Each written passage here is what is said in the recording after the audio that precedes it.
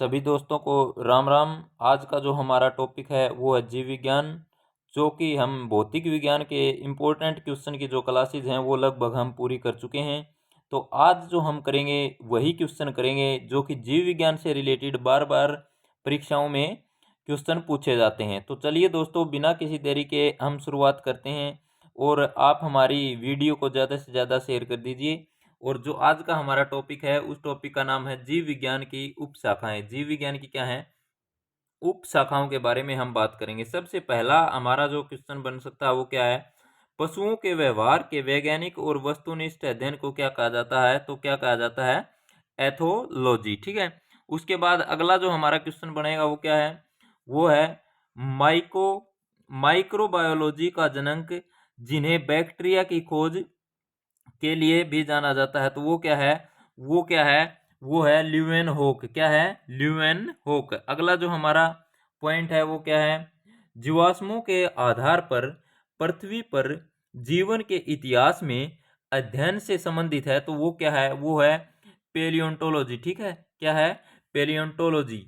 उसके बाद अगला हमारा पॉइंट है वो क्या बन सकता है, वो है मछलियों के वैज्ञानिक अध्ययन को कहा जाता है। तो मछलियों का जो वैज्ञानिक अध्ययन है उसको क्या कहा जाता है, उसको कहा जाता है इक्थियोलॉजी। क्या कहा जाता है, इक्थियोलॉजी।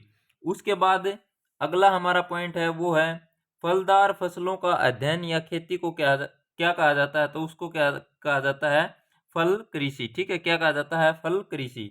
उसके बाद अगला हमारा पॉइंट है वह शब्द जो जड़ी बूटी खेती को संदर्भित करता है। तो वो क्या है, वो है सब्जियों की खेती। क्या है, सब्जियों की खेती। उसके बाद अगला हमारा पॉइंट है वो क्या है, काष्ठीय पौधे का अध्ययन। तो ये क्या कहा जाता है, डेंड्रोलॉजी। ठीक है, डेंड्रोलॉजी। ठीक है, याद रख लेना। उसके बाद अगला जो हमारा पॉइंट है वो क्या बनेगा, अगला पॉइंट बनेगा हमारा वह वैज्ञानिक अनुशासन जिसमें पादप पराग, बीजाणु गुण और कुछ सूक्ष्म पलवक जीवों के सजीव और जीवाश्म रूप का अध्ययन किया जाता है। तो वो क्या है, वो है पेलिनोलॉजी। ठीक है, क्या है, पेलिनोलॉजी। उसके बाद अगला हमारा पॉइंट है प्राणी विज्ञान की वह शाखा जिसमें उभयचरों का अध्ययन किया जाता है। तो वो क्या है, सरीसृप विज्ञान। क्या है दोस्तों, सरीसृप विज्ञान।